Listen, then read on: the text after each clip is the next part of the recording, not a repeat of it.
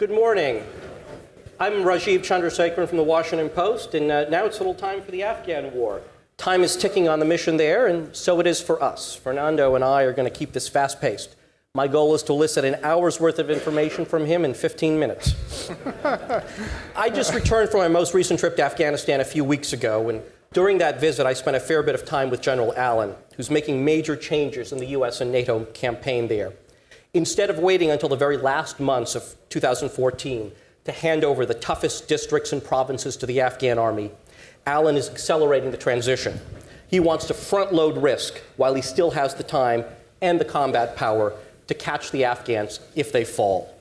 Unlike his predecessors, who had the luxury of troops and money, Allen, who has to send home 23,000 troops by the end of this September, has been forced to triage.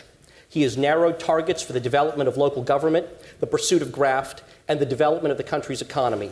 His pragmatic focus is on the one prerequisite for America to head to the exits, as defined by the White House: Afghan security forces that are strong enough to keep the Taliban from toppling the Kabul government. That means the most important task facing the U.S. military in Afghanistan today is figuring out how to get the Afghan army into the lead, quickly, competently, and sustainably. Joining me up here to give us some frontline insights into this challenge is Major Fernando Lujan. He's a Dari-speaking Special Forces officer. His most recent combat deployment was a 14-month stint on a counterinsurgency advisory and assist team in Afghanistan, where he was given the mission of embedding with dozens of coalition and Afghan units across southern Afghanistan. He grew a beard, wore an Afghan army uniform, and ate more goat stew, I dare say, than anyone in this crowd.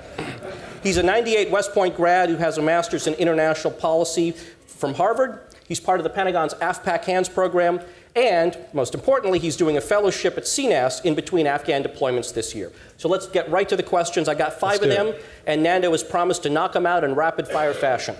My first. Look, Fernando, aren't Afghan troops hopelessly corrupt and lazy partners just waiting for the chance to shoot an American in the back? No, happy to talk about that. And look, first off, let me just say thank you very much to CNAS, all right? I am but a lowly major, right? And it is very, very rare that a guy like me gets the chance to talk to a room full of distinguished people like you. So I know that we have limited time, but I'm going to try to make this as interesting and insightful as possible for you guys. So to get to your question, bottom line up front, no, that is not the reality that we see, that my team saw in Afghanistan. And I feel really confident saying that just because our job was a little bit different from normal advisors that were on the ground in Afghanistan, in that when you're typically deployed to Afghanistan, you spend your time in one district, right? You get sort of the soda straw mentality, and you see your little province or district or battalion, whatever it may be, and get that unique perspective. But our job, by design, we are in a team that was created by Joe McChrystal and expanded by John Petraeus to look at trends across the board, right? To embed with many, many different Kandacs. And so we spent that time, like you said, growing the beards with them in their vehicles and saw that. And the thing that we saw above all else was that, yes, there were still corrupt and terrible leaders in the ranks. They were there, right? And a lot of these guys were sort of older crowd, senior officers that had been brought in maybe at the very beginning and bought their way into the system and were now kind of clinging to these positions. But for every one of those guys, we saw 4 or 5 or 6 really aggressive, junior leaders that had now spent many years working alongside coalition forces, and we were starting to see the fruits of all of that labor, right? And these guys are aggressive, and it was a humbling experience to spend the time with these guys on those remote areas and see them every morning after prayer, waking up, even when there weren't coalition forces around, right? And getting in these thin-skinned Ford Ranger pickup trucks and putting these huge Afghan flags up on them, by the way, right? And driving up and down these roads that are the most heavily IED dangerous places in the entire world, right? And doing that day after day after day, facing those kinds of dangers, right? And I saw that, and that really, really struck a chord with me, and was something that honestly, in all candor, I wasn't expecting to see. And when you were 3 months into your deployment, you had guys in those Kandacs who were 3 years into their deployments in those places, right? Well, that's right. And I feel like that shades our perspective when you talked about, well, aren't they all corrupt? Aren't they all lazy? Do they not care about this stuff? I think that we tend to see through a unique U.S. perspective in that we deploy over there for 6 or 9 months or 12 months, right? We're tourists, right? We go over for a short period, and we focus. We're on a sprint. We're trying to achieve immediate results, understandably, right? I mean, we're surging resources. We're trying to demonstrate metrics. But we forget about the perspective of the Afghans that are over there that in some cases have been there for 4 or 5 or 6 years in those same very dangerous areas. And so resentment starts to build, right? Coalition forces on one side of the camp living in relatively nice quarters. You know, obviously this is Spartan accommodations to begin with, but, you know, tents and air conditioning in the operations center in a lot of cases, you know, MWR rooms, internet, et cetera. The Afghans on the other side, in many cases, straw and HESCO wires under trash fires, you know. And so this is an environment where it's very easy for cultural misunderstanding to occur and for resentment to build up. And I think that is sort of the untold story about all the scare over green on blue violence, right? Over the threat of Afghans shooting their coalition advisors. It's not about, well, part of it is about Taliban agents and sleeper cells and trying to penetrate. But the other big piece that no one really talks about is that there is a well of resentment that builds up there, and that the Taliban has a simple narrative, and that is the US is here to occupy Afghanistan, right, and to destroy Islam. And every time we are insensitive in the way that we treat the Afghans, we try to go in there like drill instructors, we use our models and try to graft them onto the Afghans, right, that provides a reservoir upon which they can recruit people, right? And so that is, we got to pay a lot more attention to that, right, to thinking about how do we deal with the Afghans in a way that makes sense for them. Fernando, with combat operations moving to a close and coalition soldiers switching to more of an advisory role, there's a tendency for all of us to assume that the hardest work, the heavy lifting, is almost over. You know, most of the members of these new SFATs, the Security Force Assistance Teams that ISAF is standing up, are individual augmentees, others who are coming from units with limited Afghan experience. And there's a view in some quarters out there that anyone, any good officer, any enlisted or NCO with some experience can be an advisor. What do you make of that? Can anyone do this job? Yeah, no, okay, to your first part about it, only the hard part being over, I pretty strongly disagree with that. I think it's actually, the really hard work begins right now. And the reason for that is that, to your second point, that not everyone can do this, and it now becomes, as we're drawing down forces and focusing on the advisor mission, it really becomes getting the right person in the right place on the ground to influence, right? And sometimes influence without authority and be able to do those things. And that is a unique job description that not everyone can do. And I love the Army, right? I've been in the Army for 14 years. I think we have the greatest Army in the history of the world, but not everyone in the Army can do the advisor mission, right? It requires not just the ability to fight, but also the ability to switch gears and build rapport and negotiate and to think about problems from a uniquely Afghan perspective. And that is something that is tough. And we have to be serious about selecting for those people. And once we find them, we have to be serious about sending them back so they have continuity, because that's really what builds it. Relationships are the real coin of the realm here, and that is what allows you to influence the Afghans. If you're there for 6 months, you know, and you go and you try to treat this as all science, here's the manual, here are the requirements, let me teach you this program of instruction, you're not really going to make an impact on it. I mean, it's those long-standing relationships you have to do.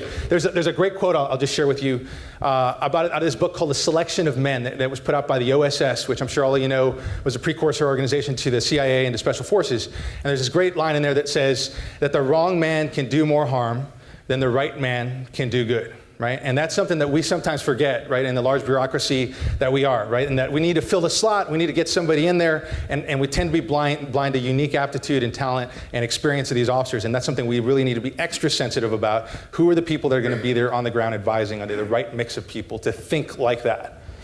Give me your assessment of our overall strategy in building the Afghan army. Particularly, there's an awful lot of work going in right now in building FOBs and COPs for the Afghan army, or outfitting existing coalition bases for them. We're doing things like, you know, putting up plasma screen monitors and high-speed internet connections. I mean, are we building a sustainable military over there? Okay, so I have some mixed answers for this. I think to attempt to build the Afghan army in our image is probably a mistake. And I think the good news is that I think we've figured that out, but we spent a lot of time arriving at that answer, right? There's been a lot of effort to do that. And honestly, it's easier to do that, right? I mean, it is easier to go in and say, well, what is the way that we do things? So let's take the counterinsurgency manual, a 3-24, and let's translate that into Dari and Pashto and hand it over to the Afghans and expect them to use that after we leave, right? Let's use some of our technological advantages and expect them to adopt them. But the fact is that unless it is organic to the Afghans, unless it is, and for them, frankly, a lot of this is going to be paper and pen based type stuff, right? It really is, and it's innovation that we need, but it's almost a reverse type of innovation, right? We need to be thinking about the way we did this in the 40s, right? Before we had any of this technology, and building and in conjunction with the Afghans, building mechanisms and systems that can endure when there's no electricity, when you can't get those fancy electronic parts repaired. Those are the sorts of things that we need to be thinking about. And then the more important part even than just the material of it is the ideas behind this, right? Like what are organic ideas to the Afghan? I like to think about the advisor mission for us a little bit. I don't know if this is the right example for this crowd, but the movie Inception, with Leo DiCaprio, going into people's dreams and doing it. So it's a little bit like that, right? In that you are trying to get inside their minds, right? And trying to get them to believe that the idea, the tactic, the procedure that they're using was their own idea, right? Not yours. And that is really the challenge. And again, goes back to what we talked about, picking the right person, getting them the continuity, getting them years in theater to do that, to build those relationships, and then really learning to think from the Afghan perspective so that you can build systems and ideas and processes that are organic and will be accepted to the Afghans. Because honestly, after we leave, half that stuff may go out the window, right? And we've got to be really smart about what kind of systems and equipment and procedures that we're getting them to use. Look, the drawdown is starting already in southern Afghanistan, 23,000 out by September. I think the reasonable expectation is more U.S. troops will be coming home next year.